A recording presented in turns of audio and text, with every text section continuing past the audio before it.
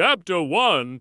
The ring in the bell towerlet was a bitterly cold February morning, the sort that turns breath to frost and clings to the inside of window panes like a veil of white gauze. London lay beneath a dull gray sky, the sort that seemed to press down upon the city with a weight of solemnity, and I had resigned myself to a quiet day indoors.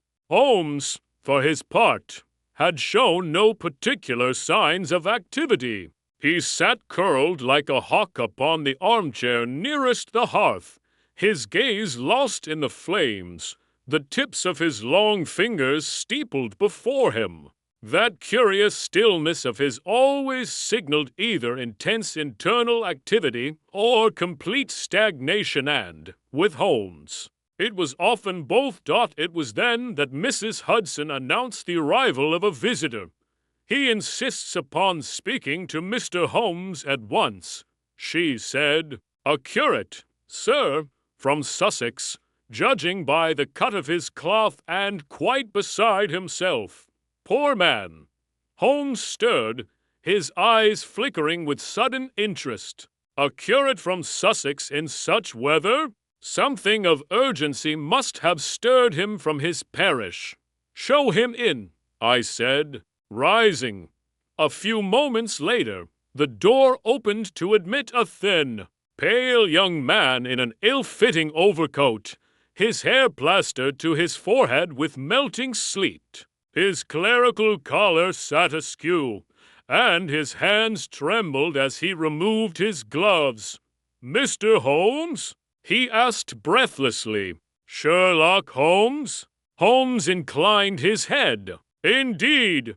Please sit down. I observe that you are from the village of Lavington. You have traveled here by the early train, changed at Horsham, and walked some distance through muddy lanes. Your boots speak volumes, and your coat carries the faint scent of wood smoke, likely from the hearth of an old stone church."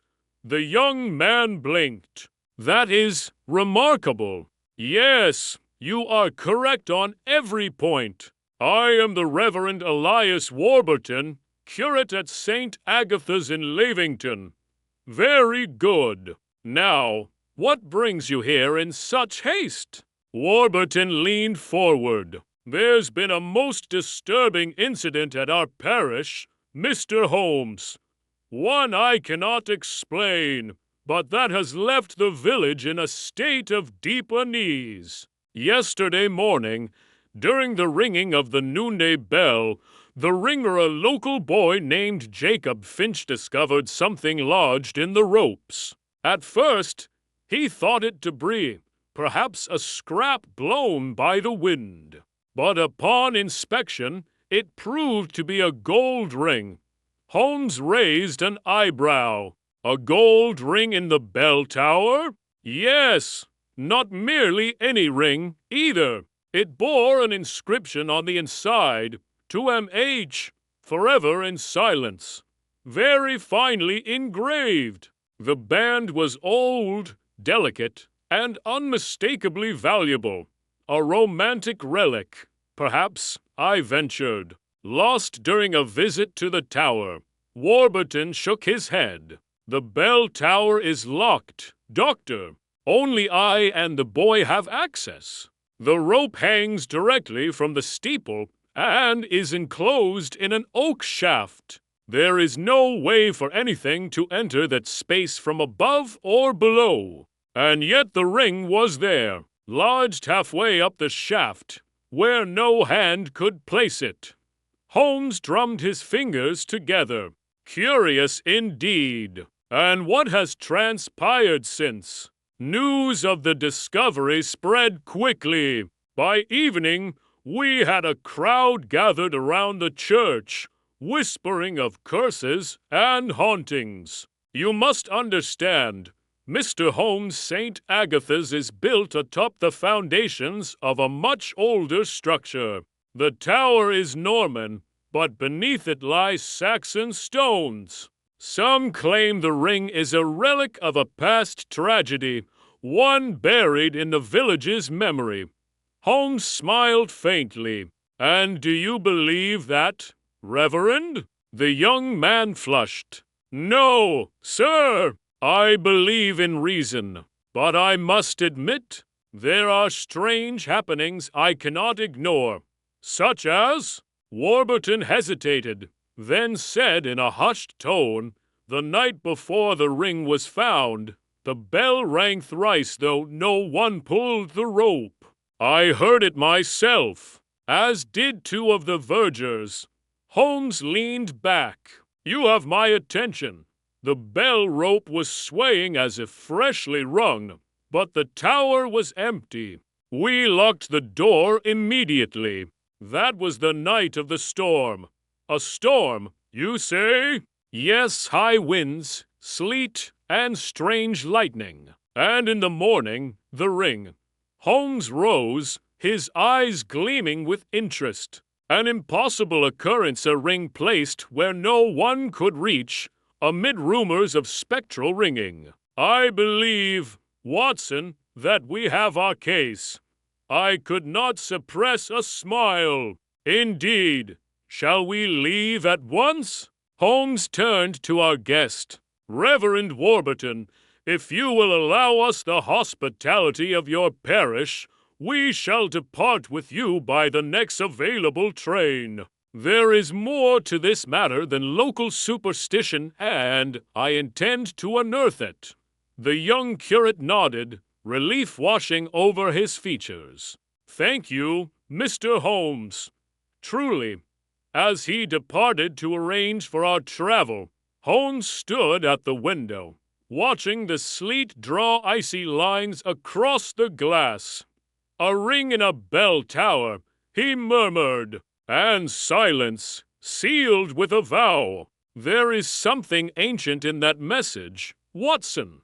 Something buried not in the churchyard, but in memory.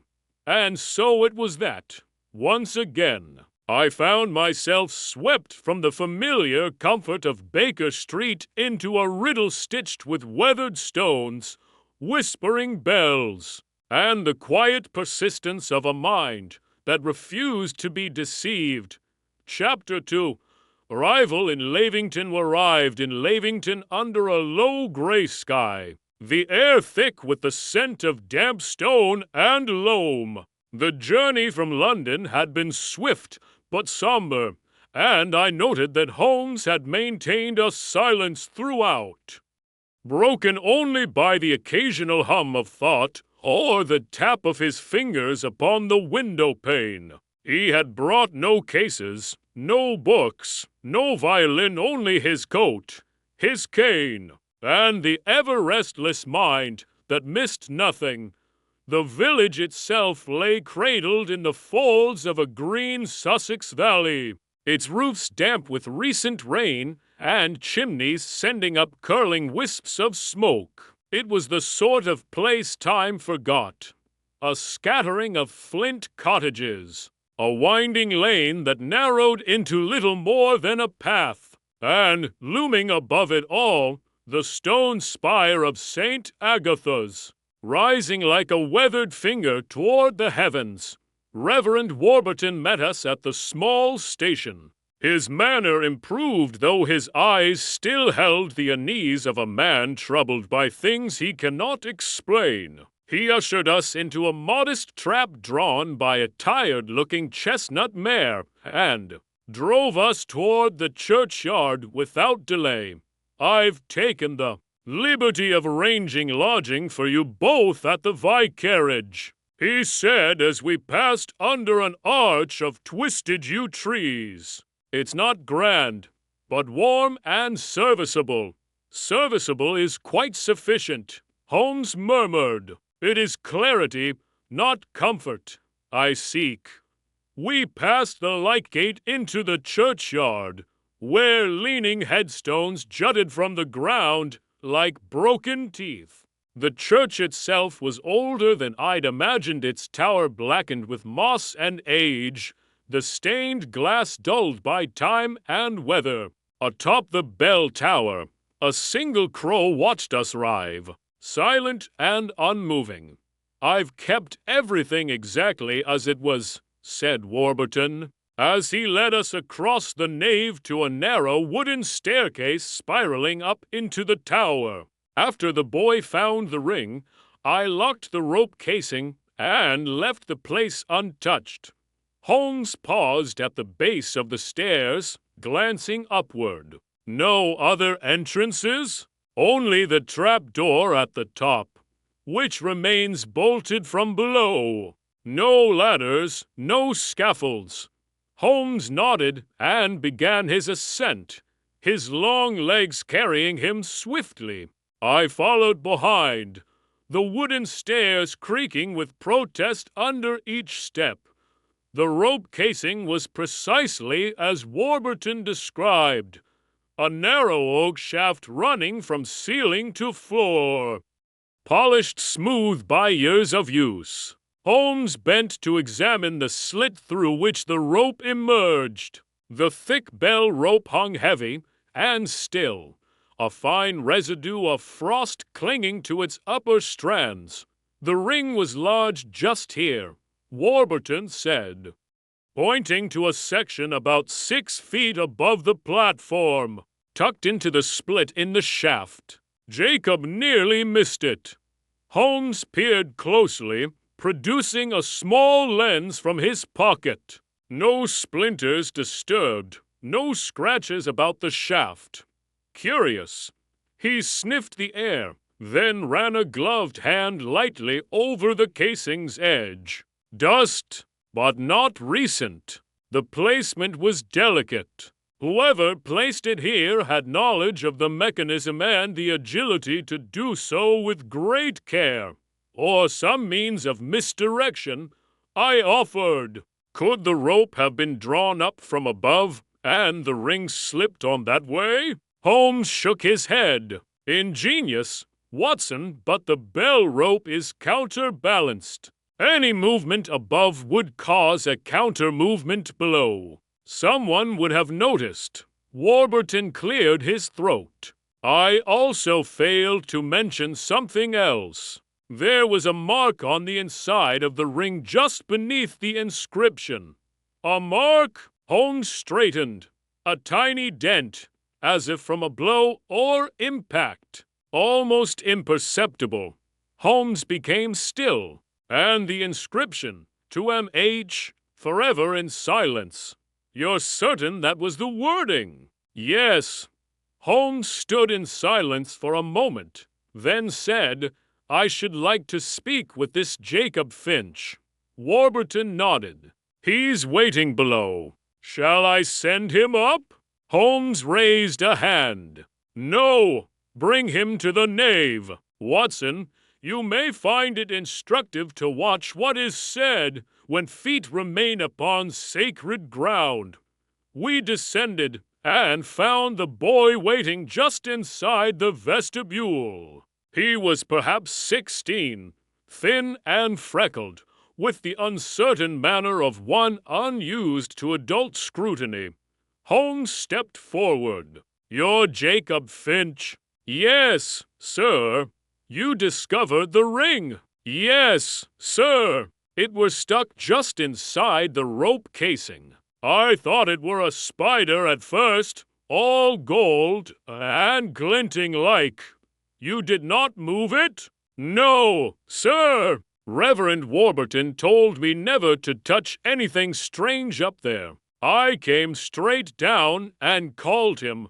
Holmes nodded. Tell me, had anyone else been in the tower recently?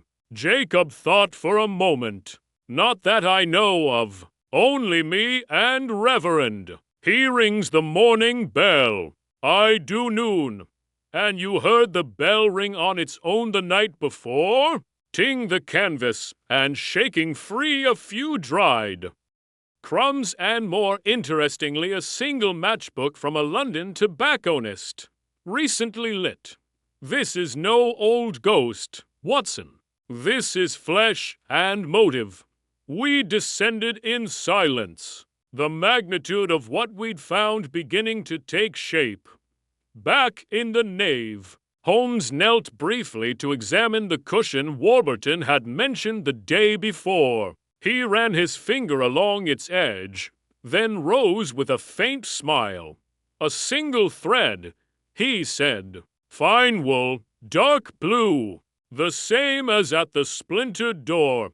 Whoever broke and prayed here, I said, or pretended to, Holmes replied, but not in reverence and desperation. He turned to me.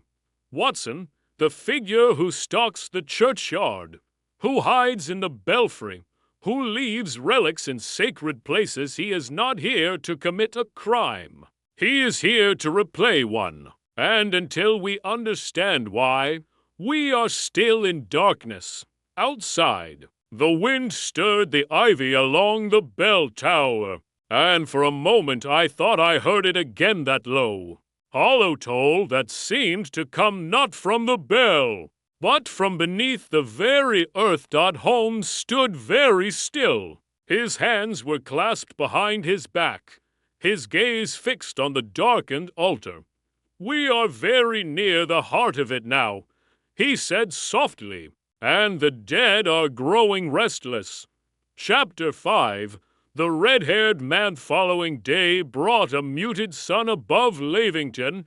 Its light filtered through a thin veil of winter cloud. It was the kind of deceptive brightness that gave the illusion of warmth while the air remained sharp and raw.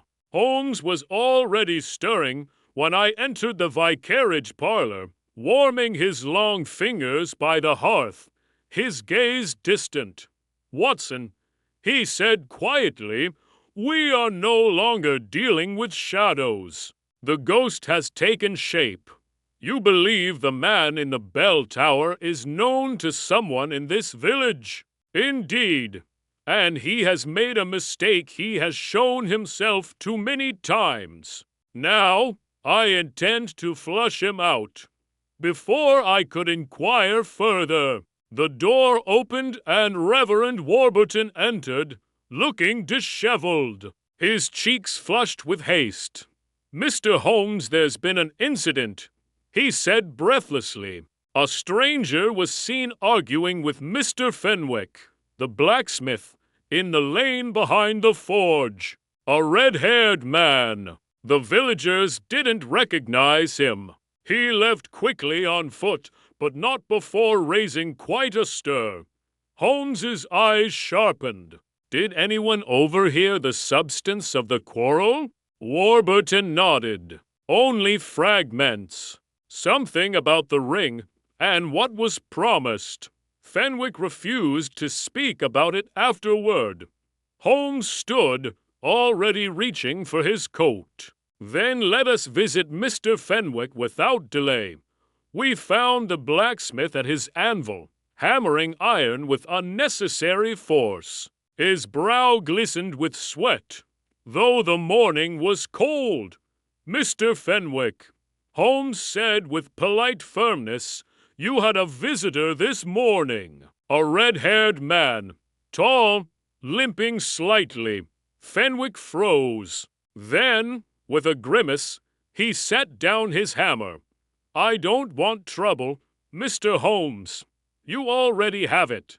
Holmes replied. And so does your village. The blacksmith hesitated, then jerked his head toward the back room. Come inside. The room was warm and cluttered, filled with tools, oilcloth, and the faint scent of burned coal. Fenwick sat heavily on a stool. His name's Matthew Hargrove, he said. From London, originally. He came here years ago, 14 maybe. He didn't stay long. Said he was a friend of Renshaw's, but no one quite believed it. Holmes's eyes glinted.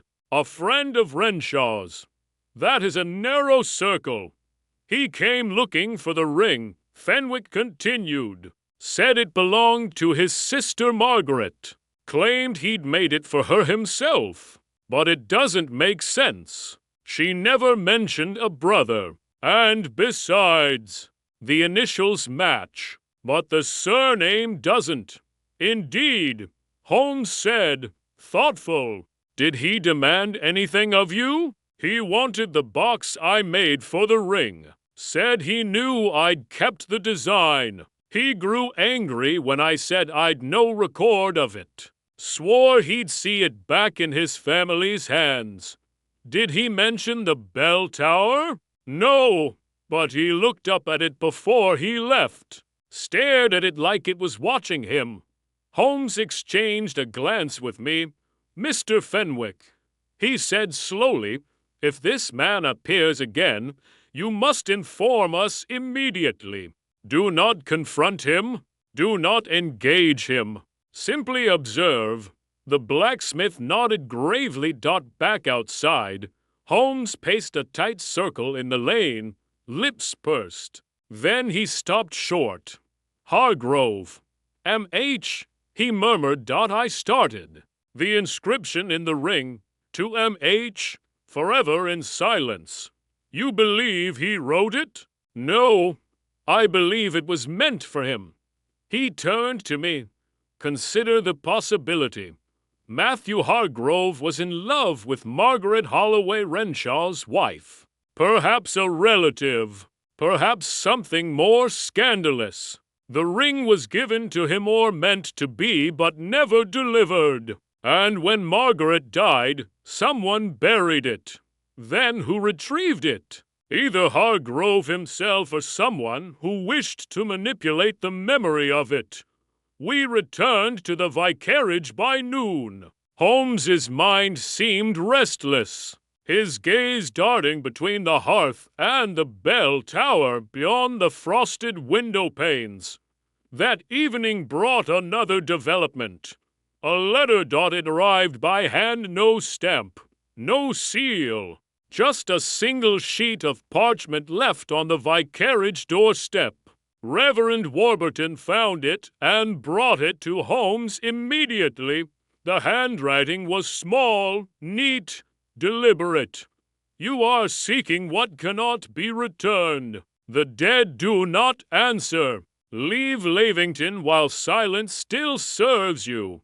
Holmes read it aloud twice, then folded it carefully. Threat, warning, or plea? I asked. None. It is a diversion, Holmes replied. The writer believes they still hold the advantage, that the secrecy of the past is their shield, but that shield is cracking. He tossed another log into the fire. There is something deeper here, Watson. Not merely a quarrel over love lost, or a ring misplaced. Someone is trying to rewrite what happened long ago to reshape the legacy of a village that buried its pain and called it peace. That night, Holmes left me to rest while he returned once more to the church. I woke near midnight, unable to sleep, and glanced through the vicarage window. There he stood beneath the tower, unmoving, watching the belfry as though daring it to speak again. The bell, for once, remained silent. But the village did not sleep easily that night. And neither did I. Chapter 6. A hidden inconsistency mooring in Lavington was subdued, as though the village itself were holding its breath. A frost had descended overnight, crisping the hedgerows and dusting the old slate roofs with white. I found Holmes already seated by the window of the vicarage study. The mysterious note from the previous night spread before him. Alongside a second object, I hadn't yet seen a torn scrap of cloth, dark blue in color, with a faint scent of pipe tobacco. It was caught on the latch of the belfry trap door, he said, without looking up. Torn recently, soft wool, London weave, same as the fibers found near the splintered side door of the church. Our intruder is growing careless. Then we are near a resolution? I asked, hopeful. "We are nearing something," Holmes said softly, "but whether it be clarity or calamity remains to be seen." He turned back to the note. "You observed the penmanship. Watson clean, almost clerical. Now look again. The wording is precise, but the ink is uneven. There are faint hesitations between strokes, as if the writer paused more often than one trained to such a hand normally would. Deliberate disguise? Indeed, someone educated, but unused to deceit, which narrows our suspects. At that moment, a sharp knock came at the vicarage door. Warburton entered, his complexion wan. "Mr. Holmes, you asked to be informed of any strange occurrences?" He said something peculiar has happened. Holmes stood. "Go on." "One of the parish books, the 1890 to marriage register, is missing." Holmes's eyes glinted. "How many have access to those records?" "Only myself and Mr. Tilby, the records keeper. I noticed the gap this morning during my routine inventory. Was the door forced?" "No, the lock was undisturbed." Holmes nodded. "Then it was either stolen with a key or borrowed with permission." He retrieved his coat and motioned to me. "Come, Watson, let us pay Mr. Tilby another visit." The records office was as we had left it, dimly lit, thick with the scent of paper and mildew. Edgar Tilby sat at his desk, scribbling in an index ledger. He looked up as we entered, blinking behind his spectacles. "Ah, Mr. Holmes," he said, "and Dr. Watson, what brings you back?" "The 1890 to register," Holmes said calmly. "You've noticed its absence." Tilby stiffened. Yes. Reverend Warburton informed me. I was as shocked as he. Yet the lock was intact. There are no signs of forced entry. Tell me, Mr. Tilby, who else knows where the register is kept?" "No one. Not beyond myself and the Reverend." Holmes studied him for a long moment. "And you've worked here how long?" 26 years. Holmes nodded. "Then you'll understand why I must ask, did you remove the book?" Tilby flushed. "I did not." Holmes leaned in slightly. "And yet, you did." There was a long silence. Tilby's face tightened. I only meant to protect the family. I didn't expect it to vanish." "Whose family?" Tilby sighed and slumped in his chair. "The Holloways. Margaret came from decent stock. Her parents were generous to the parish in their day. There was a quiet understanding never to stir the matter of her marriage after she passed. The record of her wedding. It contained a second notation, one added years after the fact." Holmes's interest sharpened. "What did it say?" "That the marriage was annulled." I gasped. "Annulled?" "Yes," Tilby whispered. 3 years after the ceremony, on grounds of abandonment, Renshaw left her, and she petitioned the church through distant relatives in London. It was quietly processed and sealed. Few ever saw the notation. I found it 2 days ago, and I confess, I removed the register. I feared scandal. I locked it in my desk, but when I returned the next day, it was gone. Holmes stepped back. "Who knew you had it?" "No one. Then someone watched you, and someone wanted that record gone." Back outside, Holmes turned to me. "This is the inconsistency I sensed, Watson. All the village believed Margaret was Renshaw's widow mourning a man who vanished. But in truth, they were not man and wife when she died. She had legally severed that bond, yet her grave bears his name, and the bell has rung in what some believe is his memory. Then who placed the ring? That is the question. Whoever did so wished to afford the illusion of love and loyalty. But why? Why now? We walked in silence until Holmes suddenly halted. Recall the ring's inscription, to M.H. Forever in silence. If Margaret had annulled her marriage to Renshaw, and the ring was never meant for him, then we are forced to consider another M.H. Matthew Hargrove. Holmes nodded. Suppose the ring was from Margaret to him. Suppose she buried it out of guilt or grief. And suppose someone, years later, decided to reclaim it to rewrite the past, to make it seem as if the love had endured. Precisely. But to what end? As if in answer, we heard the distant sound of voices. Rounding the corner of the bakery, we found a small group gathered outside Miss Larch's cottage. Holmes pushed forward. What's happened?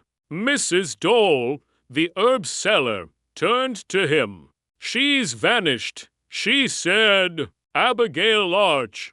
Doors wide open, but no sign of her. Bed untouched. Fire cold. Holmes was inside the cottage in an instant. The house was exactly as we had last seen it, orderly, lived in, but not recently occupied. Her coat still hung on the peg by the door. Her spectacles lay on the sill. She left in haste, Holmes said, or was made to. He moved to the writing desk, opened the drawer. Inside was a single piece of paper folded neatly. He read it once, then passed it to me. You watched too long. Old crow. Now keep your silence with the others. No signature. No address. Holmes turned to me, face grim. The pattern is repeating. Watson. Silence is being enforced again. And outside, far above the frozen earth, the bell tower loomed, its great mouth closed. Waiting once more to speak. Chapter 7. The bell tolls again. Be the time nightfall crept over Lavington. The village had settled into a hush that felt more conscious than coincidental. Word of Miss Larch's disappearance had spread swiftly, though no one dared speak of it above a whisper. At supper, Reverend Warburton confessed the congregation had been thinned that day, with more than a few parishioners murmuring of omens and unquiet spirits.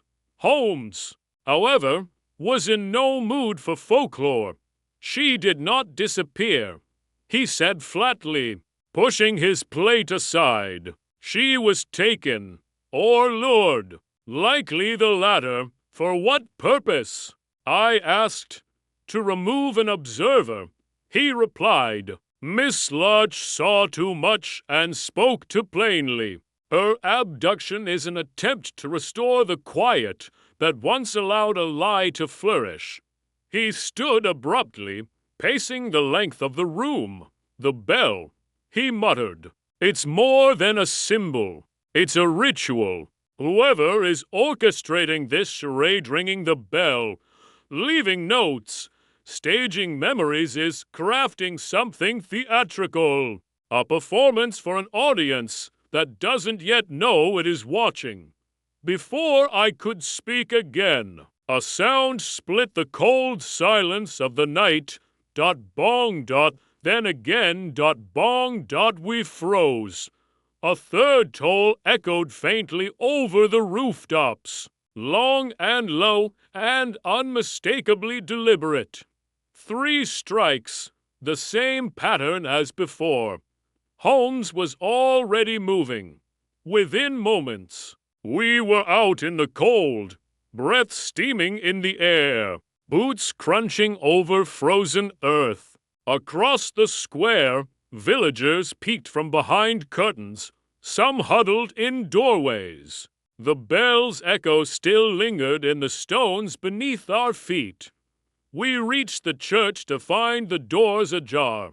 Warburton arrived a few paces behind us, panting and wide-eyed. "I locked it at dusk," he said. "I swear it." Holmes pushed the doors wide and stepped inside. The nave was dimly lit by candle stubs guttering in their brass holders. The air was thick with the scent of wax, old hymnals, and something sharper-metallic. We approached the bell tower. The trap door to the belfry hung open. Holmes went first, climbing with the sure-footedness of a man driven by urgency. I followed, heart-pounding. At the top, the bell swayed gently, as though settling after movement. Holmes moved past it, ducking beneath the thick beam, and pointed silently. There, beside the narrow platform where the canvas had been, lay a small bundle. Holmes unwrapped it carefully. A blue scarf, Miss Larch's, unmistakable for the embroidered sprig of lavender at the hem. And beside it, another note. One voice silenced. One more to follow. Let the bell remember what others would forget. I swallowed. She's still alive. For now, Holmes replied. But her fate depends on our speed. He lowered the scarf slowly and stared out through the slatted belfry windows at the darkened village below. "Watson, the message isn't just a threat, it's a demand. A demand for what? To remember." Holmes turned, his expression sharpened by realization. "Come," he said suddenly. "We're going back to the graveyard." We descended in haste, Warburton trailing behind us with visible confusion. "Holmes, what do you expect to find?" I asked. "You'll recall Miss Larch spoke of seeing Margaret bury a velvet pouch beneath the yew tree," he replied as we crossed the square. "We now know it contained the ring. But what if there was more?" Under the gnarled limbs of the yew, Holmes fell to his knees and began digging again at the site where we had previously unearthed the empty box. This time, however, he worked wider, scraping at the surrounding soil with a flat stone. After several tense minutes, his fingers struck something hard. He pulled it out with care. A second, smaller container, tarnished tin, flat and rusted at the corners. Inside was a folded letter, sealed in wax, its edges brown with age, but the contents still legible under Holmes's lantern. He read silently, then aloud. "Matthew, I cannot give you the ring. I cannot defy the vows I once made, no matter how distant they feel now. But know this, it was yours from the moment you placed it in my hand. I fear what Arthur suspects. There is a silence in him now, like a storm just before it breaks. If anything happens to me, do not mourn. Unbury only the truth." The silence that followed was heavier than any bell toll. Holmes folded the letter slowly and placed it back in the tin. "She loved Hargrove," I whispered. Holmes nodded. "And feared Renshaw." Margaret's silence wasn't devotion, it was dread. He stood, eyes narrowing. And now someone is attempting to rewrite that past. Not merely to remember her, but to vindicate her, to cast her story in a nobler light. Matthew Hargrove? Holmes looked skyward toward the bell tower. Or someone who believes they are finishing what he began. A sudden noise interrupted us, a loud clatter from the lane behind the vicarage. Holmes was moving before I could register it. Sprinting through the graveyard, and out into the night.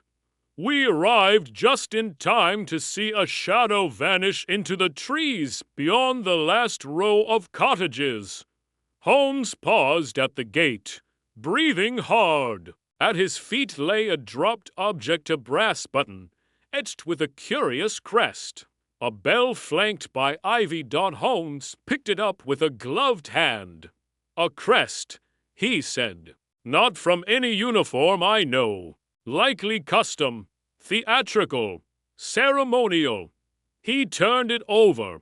Handmade. A token. A token of what? Of belief, he said, and of a story being rewritten, one toll at a time. He slipped the button into his pocket and looked again toward the woods. They are close now, Watson. Whoever rings the bell, they've nearly finished their dirge. And with that, the night closed around us, filled with wind and frost and memory. Chapter 8. The custodian's masked frost did not lift the next morning. It lay thick across the churchyard, clinging to the tips of the iron fence, like silvered moss, and muffling the village beneath a soft and watchful silence. Holmes sat alone in the study, his fingers steepled beneath his chin, unmoving, but far from idle. His eyes were fixed on the tin box recovered from beneath the yew tree, now open on the desk beside a spread of notes and maps of Lavington's oldest properties. I entered quietly. "There's been no word yet from Horsham," I said. "The constable will wire as soon as Hargrove is transferred." Holmes gave no indication that he'd heard. "I've also spoken to Miss Larch," I added, setting down a pot of tea. "She recalls nothing of the man's face. He approached her in the twilight, spoke gently, claimed to be a friend of Margaret's, lured her with talk of a letter she had never read. She followed him willingly, believing, perhaps, that the truth was finally coming full circle." Holmes stirred. "Because she, too, was a custodian," he murmured, "of the village's silence, of the memory of a woman most had forgotten. Hargrove merely saw her as part of the same tale he wished to complete." He rose abruptly, striding to the window. "And yet it still does not fit." I looked up. "What doesn't?" He turned back to me, brows furrowed. "The timeline, Watson. If we accept that Hargrove was responsible for all the disturbances, the bell, the letters, the breaking into the church, then we must also accept that he has been preparing this for months, perhaps years. But he left no trace until now. No notes, no sightings, no whispers of return. He may have waited," I said, "watching from a distance, choosing the moment." Holmes tapped the glass with a single fingertip. "And yet he appeared as a ghost from a myth, complete with limping gait, dramatic notes, ceremonial garb, and relics buried in sacred places. That is not the work of a man simply aching with grief. That is the hand of someone staging a ritual." There was a long silence between us. "And so," Holmes said slowly, "we must ask, did Hargrove ring the bell? Or was he taught to?" That afternoon, Holmes requested a visit to the Horsham gaol, to speak directly with Hargrove before he was transferred to London for formal arraignment. The local constable, a dour fellow with a dry mustache, granted us a brief audience under supervision.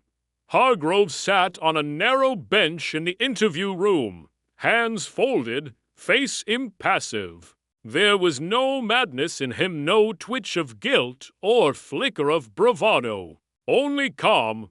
"Mr. Hargrove," Holmes said, seating himself opposite, "you have committed no violence. The woman you detained was unharmed. The ring you placed was once gifted to you. Some would argue you have broken no law. I never intended harm, Hargrove said quietly. Only truth. You believe Margaret would have wanted her story told. I know she would. She wrote it. Holmes's gaze narrowed. You were not there when she died. I came the night after. Hargrove whispered. Too late.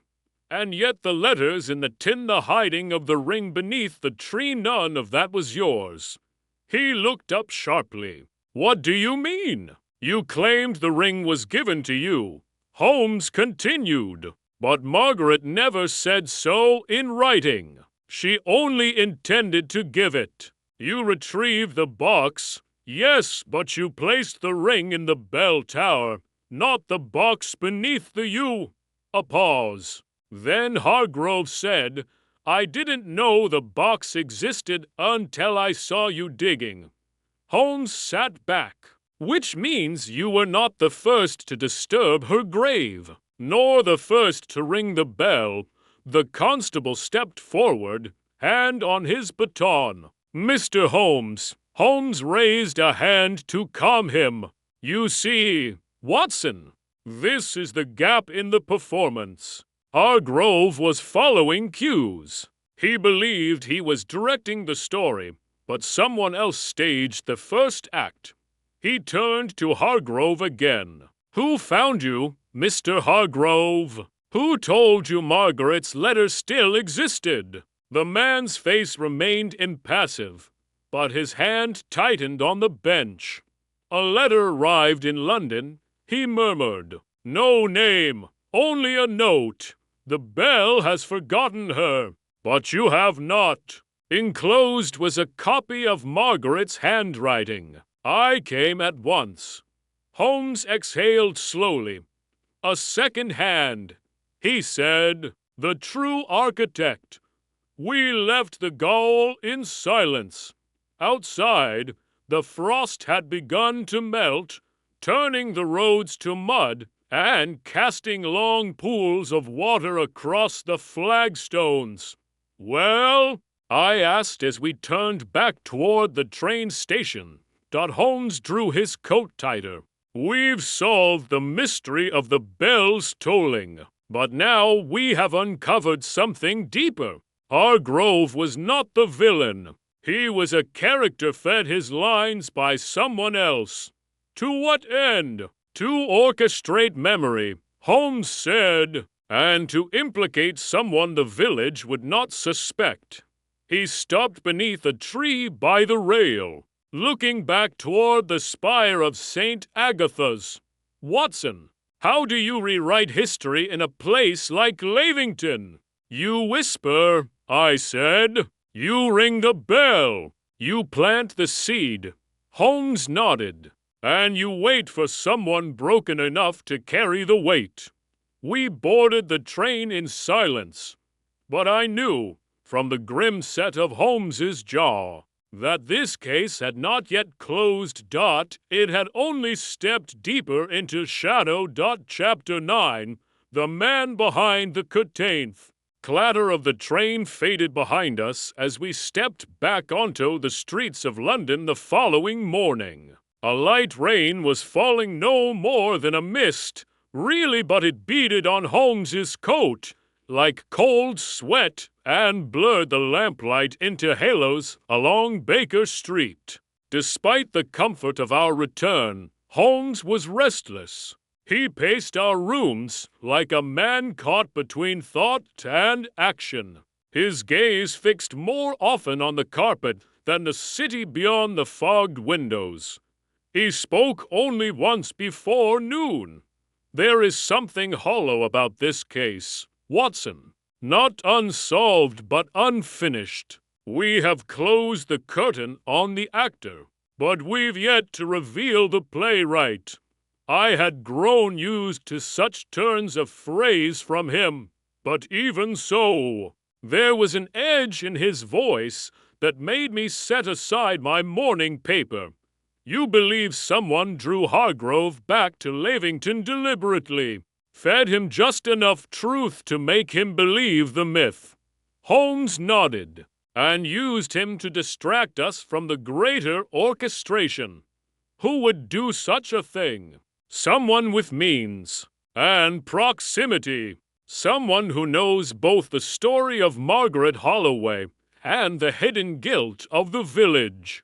A manipulator not of events, but of memory. He turned to the window suddenly. Pack your coat, Watson. We are returning to Sussex. I blinked. So soon! Holmes smiled faintly. The train left us no wiser, and I abhor leaving a play unfinished. By late afternoon we were again in Lavington. The mist had returned with us, as though reluctant to let Holmes leave its tangled grasp. We did not return directly to the vicarage, but instead took a long detour through the village, Holmes pausing often to examine corners, hedges, chimney pots, and the lanes that wound like veins through the old stone houses. He stopped outside the record's office. I'd like another word with Mr. Tilby, he said. We entered quietly.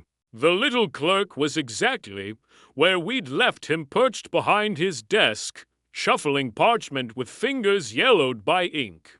Mr. Holmes, he said, startled. I thought your work here was done.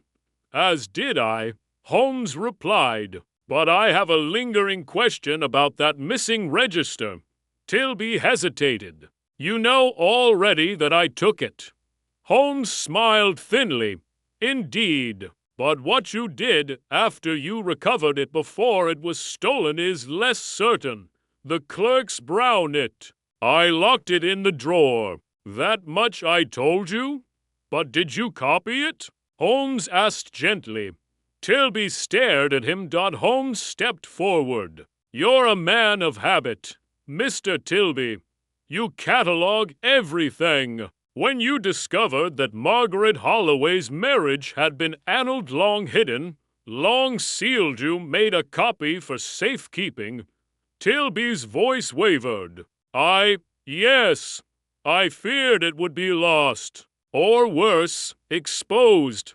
Holmes nodded. And you feared what that truth would do to the village's image of her. You were not alone in that fear, were you? A long silence followed. Then Tilby spoke, voice tight. He came one evening, a man I hadn't seen in years. Said he was a relative of Margaret. He'd heard a rumor the records had been disturbed. Asked if the annulment was true. Did you give him the copy? Tilby looked down. I didn't think there was harm in it. He seemed so earnest, and he spoke of her with reverence. Holmes tilted his head. What did he call her? Tilby blinked. He didn't say Margaret. He said Maggie, like they'd grown up together. Holmes turned away. Thank you, Mr. Tilby. Back outside, I caught his arm. Well, he didn't speak to Hargrove. Holmes said he spoke to someone else, someone local, someone who knew the right words. Maggie, a name not recorded, only used by those who had known her in childhood. Then the second hand is here, in Lavington. Holmes nodded. And has been all along. We returned at last to the vicarage. Reverend Warburton welcomed us with polite surprise. You've returned sooner than expected, he said. We were just about to ring for supper. Holmes did not sit. Reverend, a question. Have you ever heard of someone named Elias Hart? Warburton blinked. Elias Hart? The name rings a bell, if you'll pardon the pun. I believe he once served here as a junior verger. Years ago, long before my time. Holmes's eyes narrowed. Is he still in the parish? No, he left the village abruptly.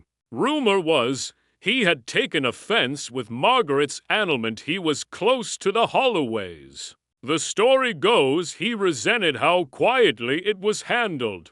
Where did he go? No one knows. But I believe he was once in line to become the caretaker of the cemetery. Holmes turned slowly toward me, the caretaker's cottage. But it's been empty for years, I said. Exactly, Holmes murmured, until Miss Larch was found locked inside it with food prepared and firewood laid, as if someone still tended it. Warburton's face paled. You think Hart returned? I think he never left. That night, Holmes and I returned to the caretaker's cottage under cover of darkness. The village slept. Even the mist seemed to hold its breath. We slipped past the gate and approached the small stone building behind the churchyard. Holmes tried the door. Locked. He picked it silently. Inside, the room smelled faintly of smoke and oil. The fire had not been used since the constable's inspection, but there were signs someone had been living there longer than a day. A pair of worn boots by the door, a cup stained with tea, a ledger on the desk. Holmes opened it. Dozens of pages, handwritten in a tight, cramped script. Margaret's name appeared on every third line. He flipped to the most recent entry. She deserved more. They buried her like a footnote. But the bell will not forget. I taught him how to ring it. I told him where to stand. He believed it was his idea. Now it tolls for both of us. Holmes shut the book. The playwright has left the stage. He said, Do you think he's fled? I think, Holmes said grimly, he has one toll left in him. And behind us, in the stillness of the graveyard, a low wind began to stir the bell rope once more. Chapter 10. The fourth tall morning returned to Lavington like a breath held too long, cold, brittle, and strangely still. A mist hovered low over the churchyard, thickening in the hollows and drifting over the crooked stones like smoke. Inside the vicarage, Holmes stood by the hearth, reading the final pages of Elias Hart's journal with narrowed eyes, one finger slowly tapping the cover. He's planned every step, Holmes murmured. Each bell a chapter, each witness a character. And the final act? I asked, setting down a tray of tea. He didn't answer immediately. Instead, he flipped back a page, pointing to a line written in a sharp, obsessive hand. The fourth toll must ring when the silence no longer protects them. Only then will she be heard. Holmes snapped the journal shut. It will be tonight, he said. Midnight, if he stays true to form. What do you believe he intends? What do you believe he intends? Holmes's eyes met mine. Not merely remembrance, exposure.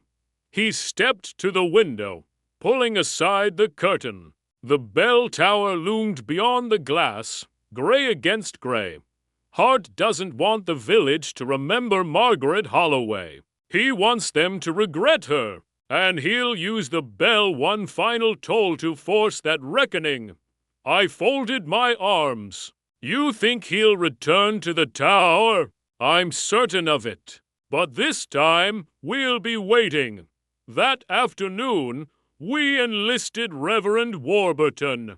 Though visibly rattled, he agreed to grant us access to the vestry and sacristy, as well as keys to the unused northern entrance the path Hart had used undetected. Holmes studied the old crawl space again with lantern in hand, measuring the route, the angle, the sight lines to the bell rope. He'll come in darkness. Holmes said, "Through here. Ring the bell once more, and in doing so, trigger whatever revelation he's prepared." You still think there's more? There's always more with fanatics, Holmes muttered. The letter to Hargrove, the journal, the orchestrated sightings, it's all too methodical to end with a simple clang of iron. As the sun sank, Holmes laid out the plan.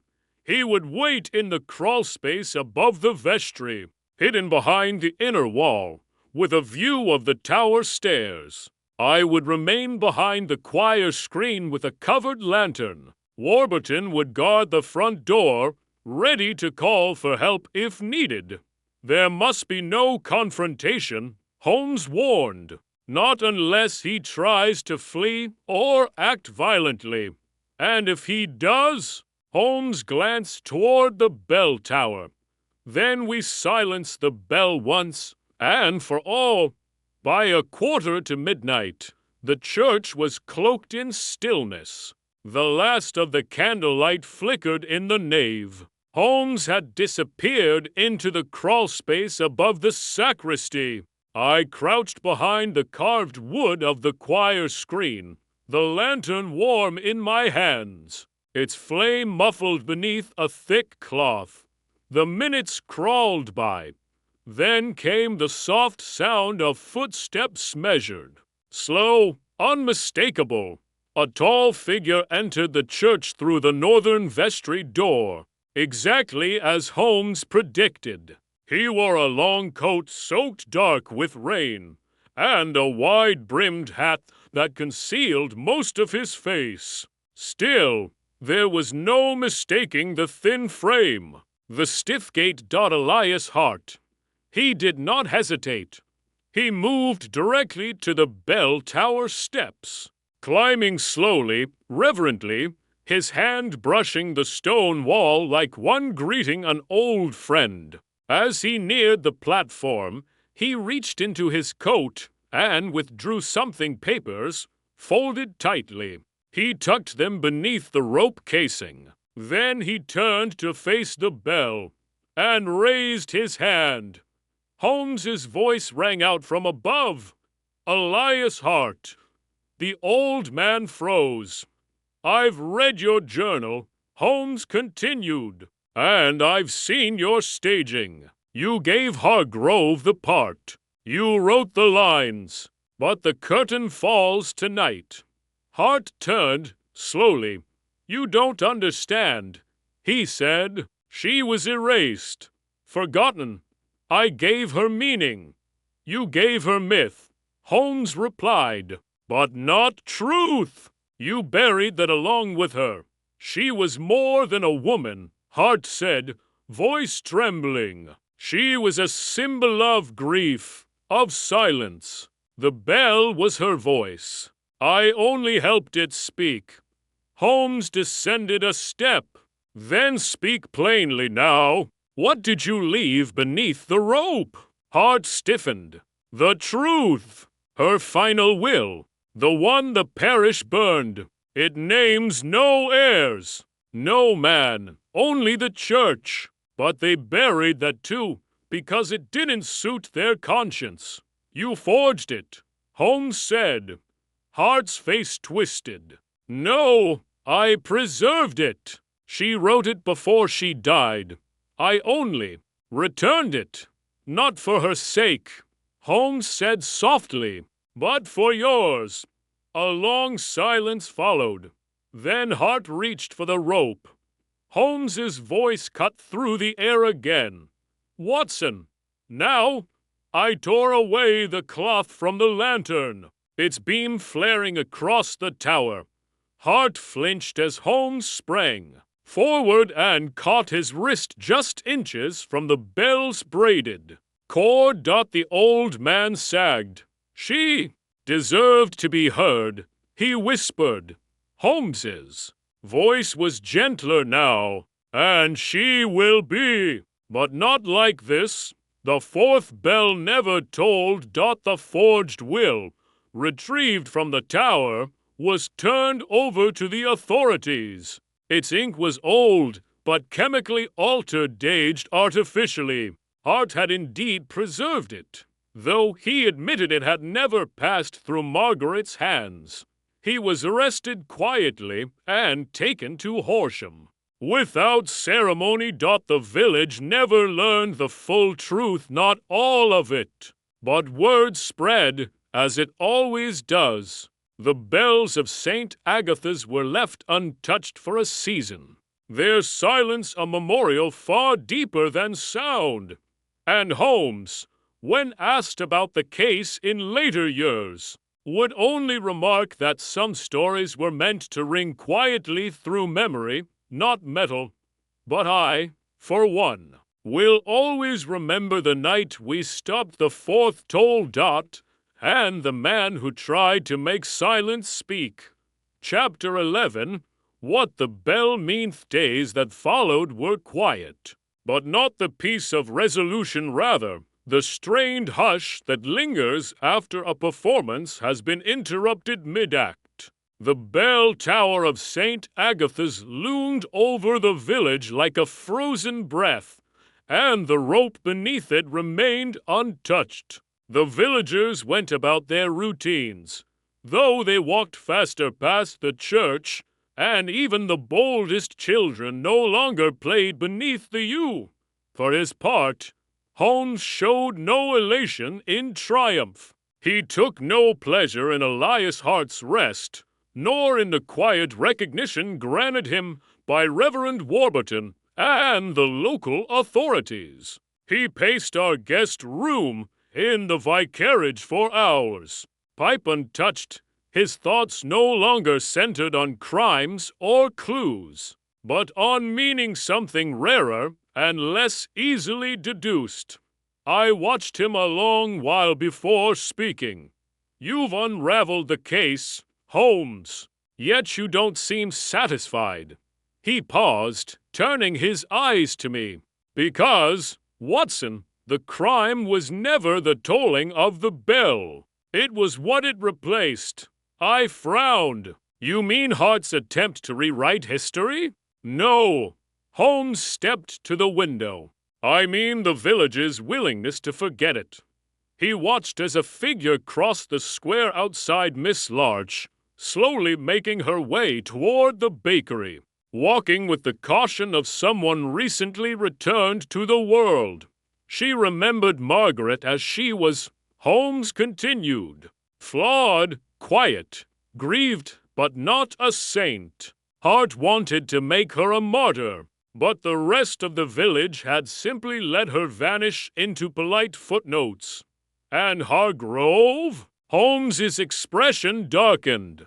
A man burdened with love he could never claim, coaxed into acting by a man who viewed memory as a stage. Hart used him as a vessel, yet Hargrove will serve a longer sentence. Do you think the village will ever know the full truth? No, nor should they, not from us. He turned back to me, but we owe it to Margaret, not to Hart, to let her voice remain. Later that afternoon, we visited Miss Larch. Her small cottage smelled of dried rosemary and smoke, and though her hands trembled slightly as she poured the tea, her eyes were steady. You knew, didn't you? Holmes asked her, gently. She gave a small nod. Not all, but enough. I saw Elias Hartiers after he was meant to be gone, tending graves, leaving sprigs of lavender on Margaret's stone. I never spoke to him. He looked like a man who had chosen his silence, and yet he returned to break it. Holmes murmured, she nodded again. He thought the village had failed her. In a way, he was right. Holmes said nothing for a time. Then he set the tin box Margaret's on her table. He opened it, revealing the last letter she had written, now dried and pressed beneath waxed paper. You should keep this, he said. Miss Larch looked at the letter, eyes glistening. This is her truth, then. Holmes nodded, untouched, unmanipulated. She placed her hand on the paper gently, like touching a ghost. Then I'll read it tonight, out loud, just once. And then I'll burn it. Burn it? I asked, surprised. She looked to me. Memories aren't monuments, Doctor. They're lanterns. You don't build them in stone. You carry them until they've lit enough of the road behind. That evening, as the sun slipped low across the village rooftops, Holmes and I walked once more through the churchyard. The air had warmed slightly, and the frost was melting along the graves, turning the grass to glass. Do you think Hart believed he was doing right? I asked. Holmes considered. Hart believed he was the only one willing to remember, and in that isolation, he became twisted by it. He turned recollection into doctrine. We passed beneath the bell tower. It stood silent above us, the rope stilled, the fourth toll forever unstruck. What now? I asked. Holmes smiled faintly. Now we let time do what bells cannot. He paused, then turned to me with a rare glimmer of warmth behind his sharp eyes. Watson, you once said I chase puzzles, but not all puzzles need solving. Some need witnessing. This was one. We stood for a moment longer, and then the wind stirred softly through the yew trees. And I thought perhaps only imagined that I heard something like a sigh in the air. Not a bell, but a breath. A final word, carried into the past. And no longer needing to be spoken. Chapter 12. The silence that remained o'er final morning in Lavington was heavy with mist, the kind that clung to the rooftops and rolled in soft swells across the churchyard like a tide unwilling to recede. The bell tower stood in stillness, and the villagers, already returning to their routines, kept their eyes respectfully low as we passed. A peace of sorts had returned, though not the kind born of celebration. We took breakfast in the vicarage, seated once more beside the hearth. Reverend Warburton joined us, a fresh gravity in his face. Mr. Holmes, he said after pouring tea, you've left us with more than a solved mystery. You've reopened things we might not have dared touch on our own. Holmes stirred his tea with absent precision. The question isn't whether the truth was buried. It's whether anyone will choose to remember it now that it has been unearthed. Warburton nodded slowly. I've spoken with several of the parishioners. Some knew of Margaret's story, but believed it best left alone. Others never knew at all. Miss Larch, bless her, has taken it upon herself to ensure Margaret's grave is tended daily, quietly, without fanfare. A fitting guardian, Holmes said. She read the letter aloud. As promised, Warburton added, to no one but the gravestone. I glanced at Holmes, but he said nothing. We finished our tea in silence, and I thought that might be the end of it until Warburton stood, went to a drawer near the fireplace, and returned with a thin envelope, yellowed at the edges. There's one more piece you should see before you go. Holmes took it gently. Inside was a photograph, black and white, faded, the edges curled from years of storage. It depicted a young woman seated beneath the yew tree behind the church, her eyes cast down in thought. Margaret Holloway. There was no caption, no date, only a penciled word on the back. Remember. Holmes studied it for a long while. Then he tucked it into his coat pocket and stood. "We'll leave on the afternoon train," as we walked through the village toward the station. I found myself glancing back more often than I cared to admit. The rooftops looked ordinary now. The stone walls bore no trace of secrets. And yet I felt as though we were walking out of a theater just after the curtain had fallen actors returned to their lives. The story already drifting away like smoke. Holmes was characteristically quiet until we reached the edge of town. "You remember Hart's final note?" he asked suddenly. "The bell will not forget," I recited. It sounded like a threat at the time. It was more than that. Holmes said it was a warning, not to the village, to himself.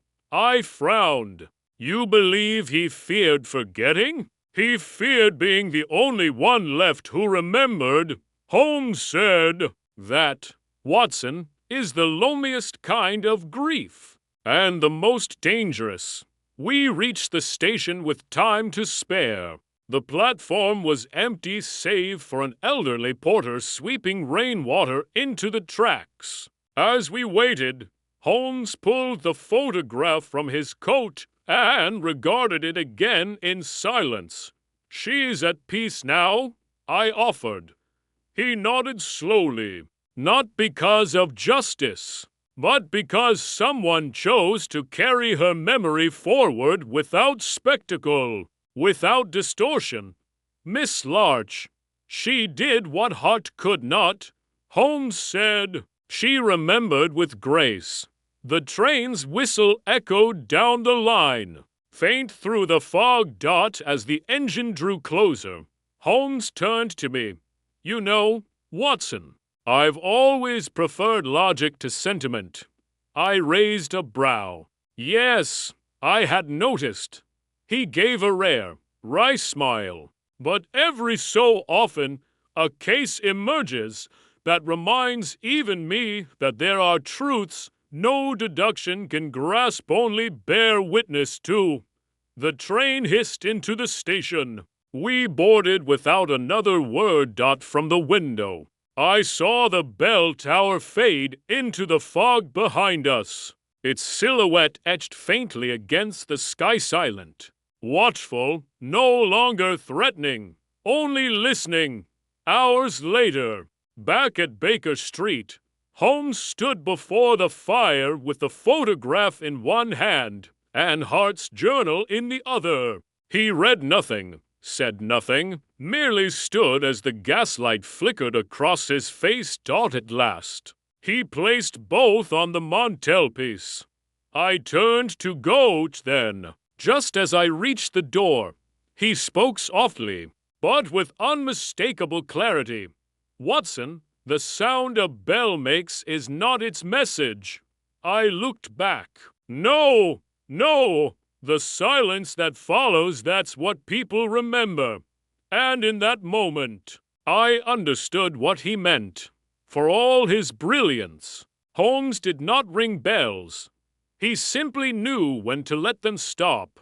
And so it was that Margaret Holloway, forgotten once, would never again be erased, not because the truth had been shouted from the rooftops, but because someone had listened and chose to carry her forward not as myth nor mystery, but memory. Chapter 13. A letter left unsent. A fortnight had passed since our return from Lavington.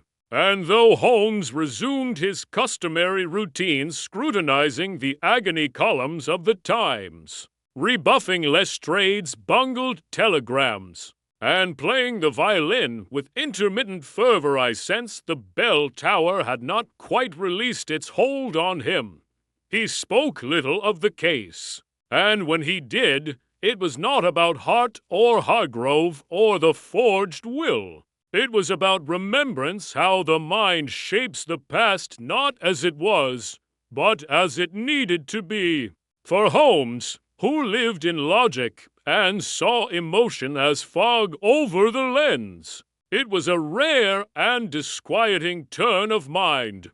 On a rainy Thursday morning, while the windows of Baker Street were blurred by sleet, Mrs. Hudson brought in a parcel bound in brown paper and tied with string. "For you, Doctor," she said, setting it gently on the table. "Came by post from Sussex." I opened it with some curiosity, revealing a small wooden box no larger than a book. Within, wrapped in tissue, was an envelope sealed in red wax and a folded letter addressed in precise script. Dr. John H. Watson, ESQ. Holmes looked up from the hearth. "Well now, the ghost sends mail." The letter bore the hand of Miss Larch.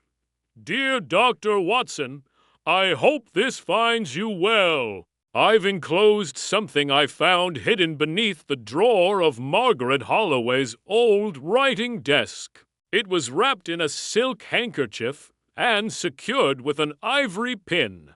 I did not open it, but from the age of the paper and the initials on the wax, I believe it may never have been sent.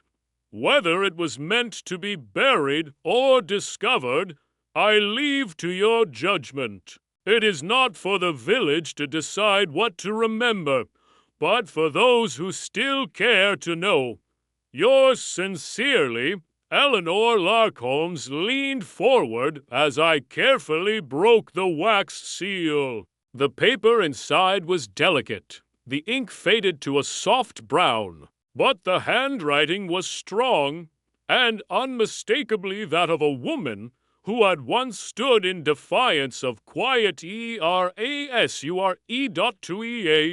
There are things I cannot undo, nor explain without shame. But there is one truth that remains. You were the only one who saw me clearly, and in that brief seeing, I remembered who I was. If the church has taken my name, and the village my voice, then let this letter be the last thing that belongs to me. Not for the public, not for their judgment. Only for you. Do not ring the bell for me. Let me rest. M.H. I sat in silence for a long time after reading it.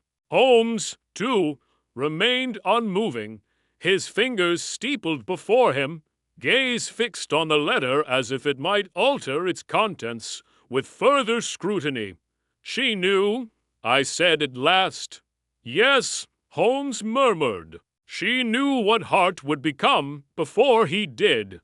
She asked him not to ring the bell, and he rang it anyway," Holmes said softly, "because he thought remembrance must be loud. But sometimes grief only asks to be left alone." He stood, walking slowly to the window, where the sleet now slid in long rivulets down the glass.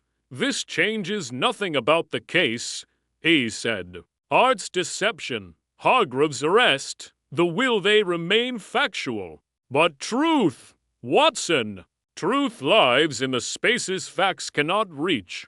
He turned toward me, a strange melancholy flickering beneath his sharp gaze. "And now we are its witnesses. That evening, we lit a fire in the sitting room and placed the letter back inside the wooden box. Holmes penned a single card and tied it to the ribbon around the parcel, to be returned to Miss Larch. With thanks, he handed it to me. "Would you send it, Watson? I believe she'll understand." "Of course." He paused, then added, "And please include a note. Tell her we received Margaret's final wish and we intend to honor it." In the days that followed, Holmes regained some measure of his typical energy. He turned once again to newspapers and monographs, dissecting withering details from trivial burglaries or counterfeit schemes. But there remained something gentler in his manner, a quietness not quite sorrow nor satisfaction, but something adjacent to peace. One morning, as he examined a case involving a forged antique map in Islington, he looked up suddenly and said, "There will be no publication. Watson, no chronicle of the case." "No," he shook his head. "Let this be one we keep. Between ourselves." I understood at once, not because it lacked intrigue or deduction, or because the sequence of events was muddled or unresolved, but because it had been, above all, a human story, a woman silenced not by murder, but by history. A bell tolled not for justice, but for guilt. And in the end, a letter sent asking simply to be allowed to rest. Holmes had solved many crimes in our time together, but in this case, he had done something rarer. He had listened. And he had let the silence speak. Chapter 14. Echoes on Baker Street. A heavy spring rain washed the streets of London clean that week. And though life on Baker Street resumed its usual pace, the grocer's boy calling out the price of cabbages, the rattle of carriages over cobblestones, the distant clang of a police whistle within the flat at 221B, a peculiar hush still lingered. Holmes had not touched his violin in days. The letter from Margaret Holloway had returned to Sussex with Watson's careful reply, and though we resumed our routines, I knew the case still pressed against Holmes's mind like a page not fully turned. It was not the kind of mystery he typically carried with him. No criminal mastermind remained at large, no cold logic left unproven. Rather, it was the aftermath, something that logic could not untangle. I found him late that evening standing by the fireplace, his gaze not on the flames, but on a single object set atop the mantel, a small brass bell. Untethered, its clapper still. "It arrived this morning," he said without turning. "From Miss Larch, with a note." I stepped closer. The note, tucked beneath the bell, read, "The original bell rope has been removed. The tower stands, but it will remain silent now. The church has agreed. They said it was time." Holmes let out a breath. "And so it ends." "I should think it ended already," I said gently. "No," he shook his head. "It ends here when memory is passed from place to people. The village has relinquished its symbol, but Miss Larch chose to send its echo. He lifted the bell and rang it once. The sound was soft, no more than a whisper, and yet, in that moment, I felt again the chill of the bell tower, the breathless tension of the fourth toll that never came, and the fragile, dignified grief of a woman whose voice had nearly been lost. Holmes set the bell back in its place. "I have been considering," he said, "how often the world demands noise to justify feeling. A gunshot, a scream, a tolling bell." He turned toward me, brow furrowed. "But sometimes, Watson, the greatest injustices are not announced. They are erased." I sat opposite him. "And what then is the detective's role in such cases?" "To bear witness," he said. "Not always to prosecute, nor publish, but simply to know and to remember." The next morning dawned wet and gray. The fog had settled so thickly over the rooftops that the chimneys appeared to float, and the street below had taken on a watery shimmer. Over breakfast, Holmes was quieter than usual. He toyed with his toast, eyes fixed on the rain sliding down the window. At last, he spoke. "Have you ever wondered Watson, what becomes of the cases we do not solve for the papers? You mean the ones we bury in our journals? I asked, stirring my tea. I think of them often. He nodded, almost imperceptibly. They become memory, sometimes burden, sometimes anchor. I watched him a moment. You mean Margaret's? I mean all of them, he said. But hers most of all, because she asked for silence and we answered not with justice, but restraint. He stood and crossed to the desk, where he opened a drawer and removed a small envelope postmarked from Lavington, dated to days prior. He handed it to me. The handwriting was neat, deliberate. Dear Mr. Holmes, I thought you should know that, after much reflection, the parish has chosen not to replace the bell rope. Reverend Warburton says the tower may stand, but it need not speak.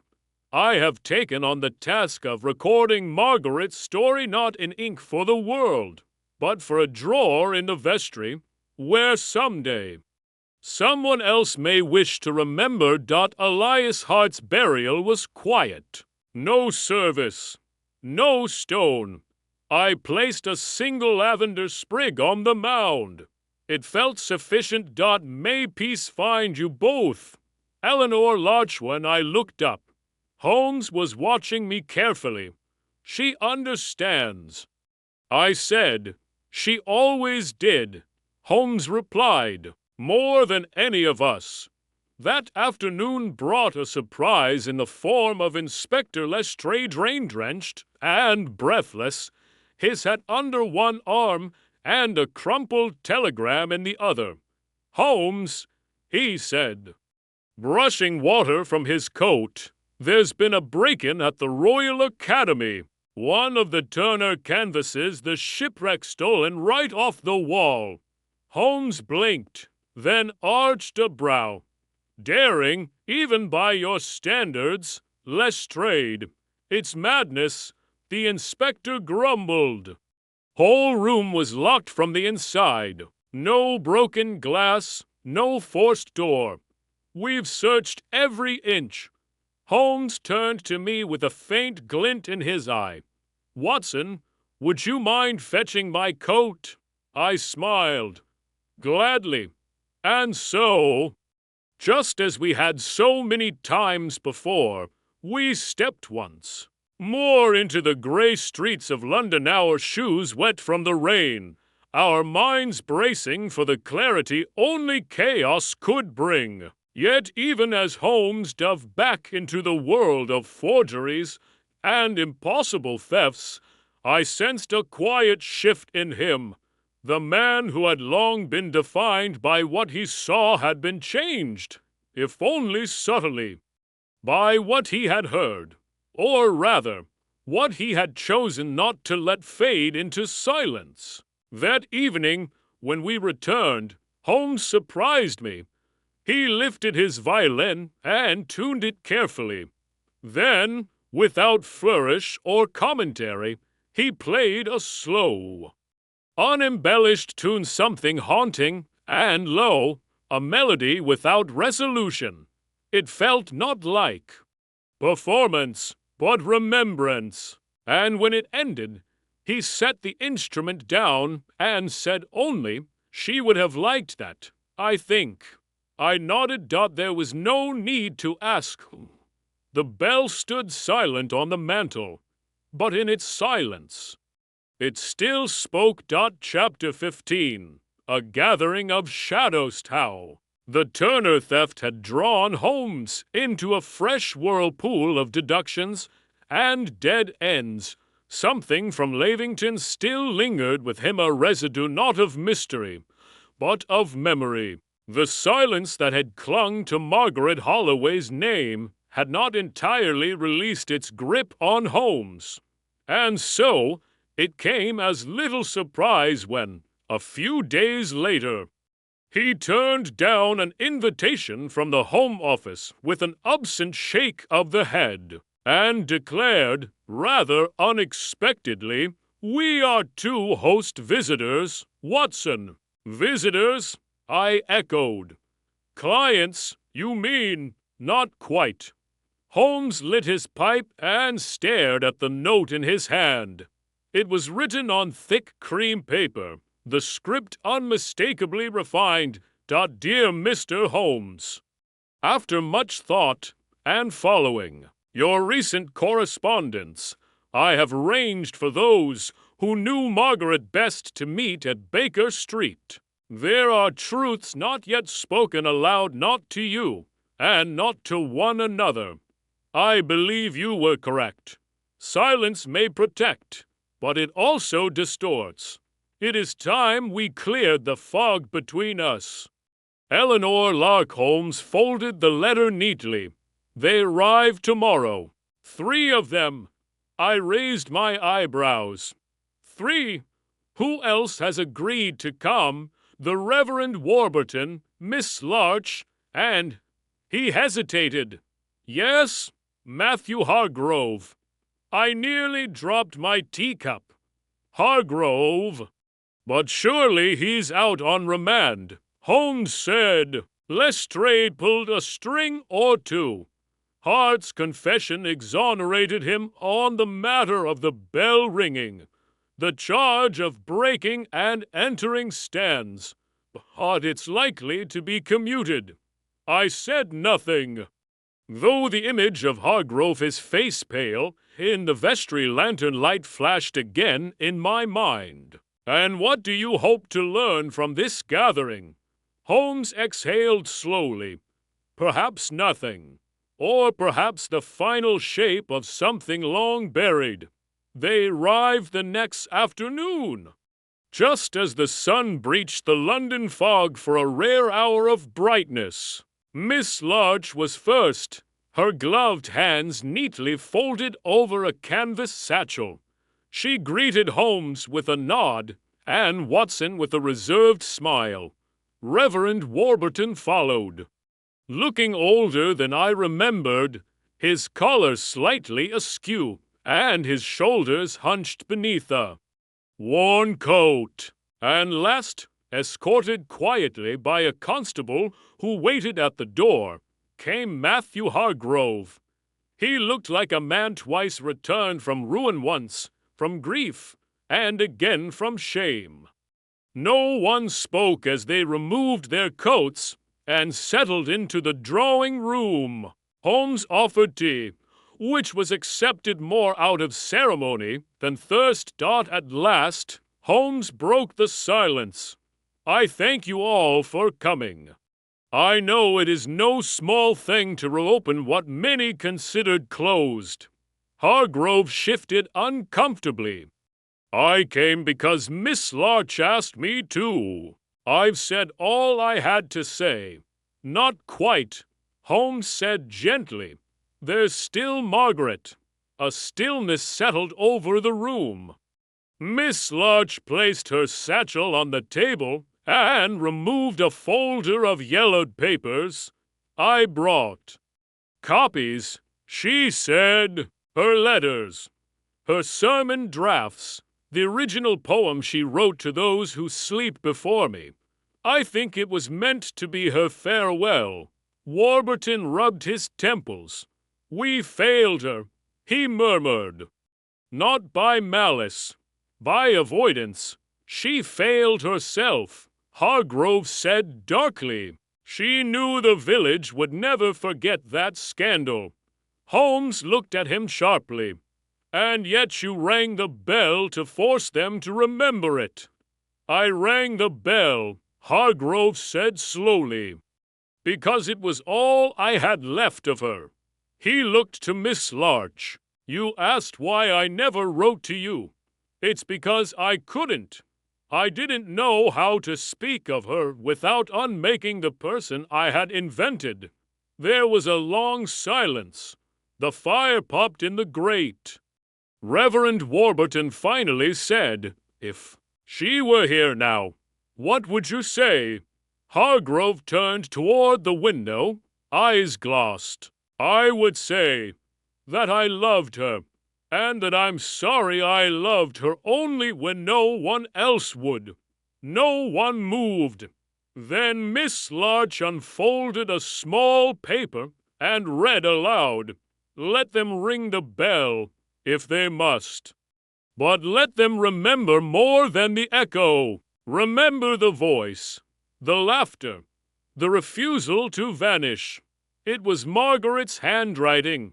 She folded the paper and placed it back in the folder. Holmes leaned forward.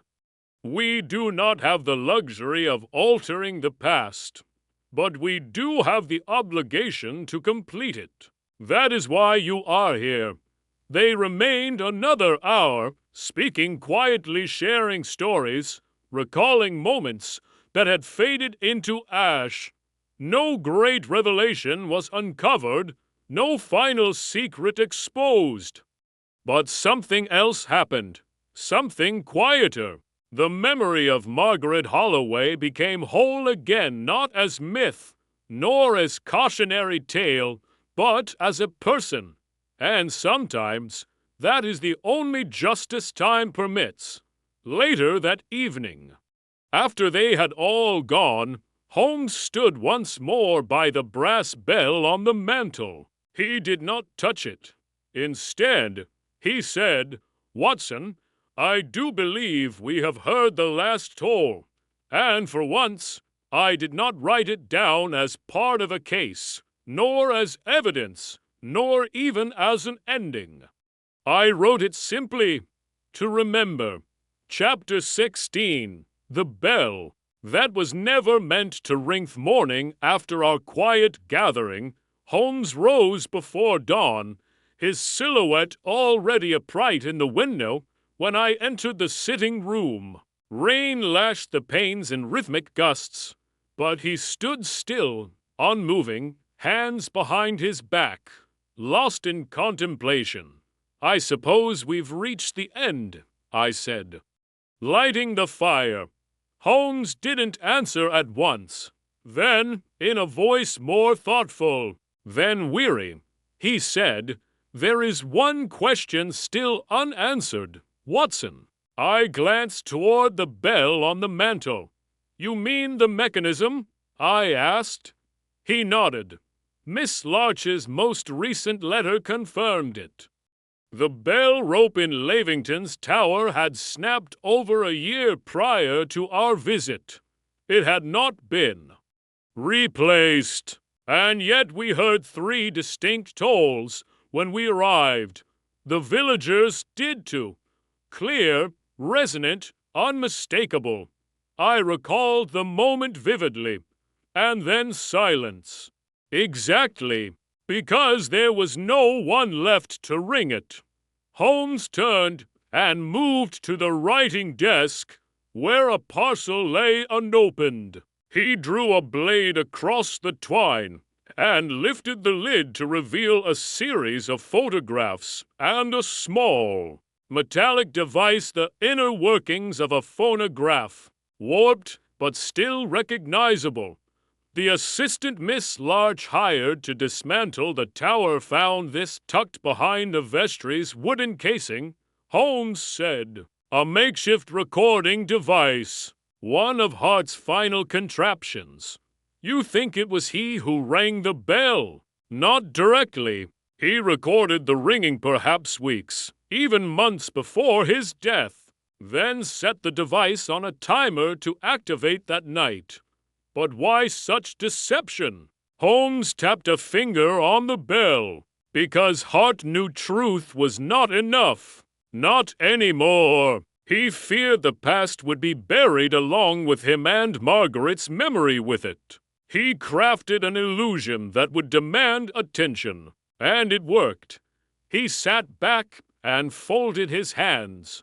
Hart's ghost rang the bell, not to haunt the village, but to awaken it.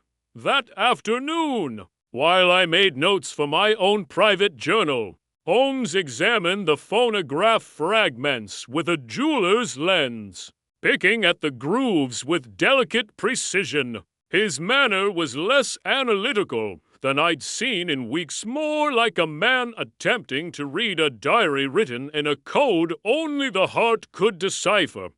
"It is rare," he said, "to meet a man who committed no crime, and yet died more guilty than most murderers. You believe Hart saw himself as guilty?" Holmes nodded. He loved Margaret, Watson. That much is evident. But he stood by when she was disgraced, perhaps even helped orchestrate the silence. His elaborate bell mechanism, it wasn't just to expose the village. It was penance, a confession disguised as a haunting. "Yes," Holmes said, "and the most tragic part is that no one would have listened if it had come plainly. He had to become the ghost of the very bell he once silenced."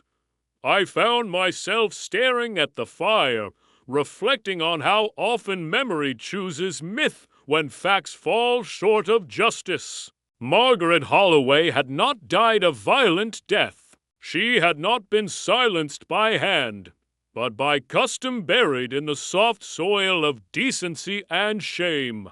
And in the end, it took a clockmaker, racked with guilt, to toll the bell she had never asked for.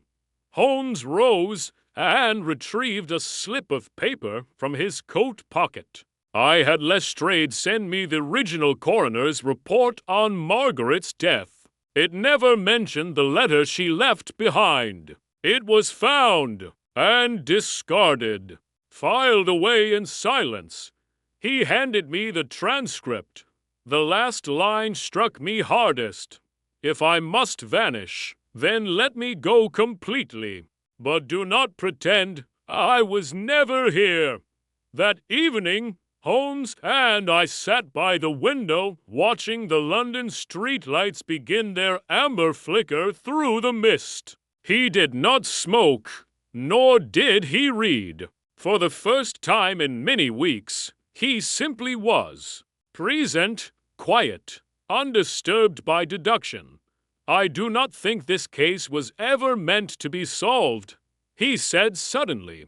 "Not in the traditional sense." "Then why pursue it?" I asked. He looked at me. "Because some mysteries, Watson, are not puzzles to be broken, they are wounds to be understood." We sat with that thought for a while, until the mantel clock struck 9 and the room settled into silence. Holmes stood and walked to the bell. He ran one finger across its rim, then set a folded note beside it, a small card, addressed simply, "To M.H. What shall we do with the bell?" I asked. "Return it," he said. "Not to the church. To Miss Larch. Let her decide what becomes of it. The story is no longer ours to carry." Weeks passed. The Turner theft took precedence in Holmes's days, but I knew something had changed in him. He moved slower, spoke softer. There was no melancholy, only clarity, a sense that, for once, he had not merely solved a crime, but listened to a life. One morning, a new parcel arrived, this one carefully wrapped in cloth. Inside was the clapper from the Lavington bell, polished and engraved. It bore only for words, "I was here. Remember." There was no signature, only a return address, Lavington Vestry. Holmes took the clapper in his hands, examined the engraving, then placed it beside the small brass bell on the mantel. He said nothing, but I understood. We never published the case. It remained unspoken in the public sphere, tucked away among the private archives of 221B. Not every truth must be paraded. Some are best preserved in silence, in memory, in quiet understanding. And so Margaret Holloway, once exiled by whispers, lived on in the most Holmesian way of all, not as spectacle, but as deduction fulfilled. A voice heard in the quiet. A bell that rang only once and never needed to again.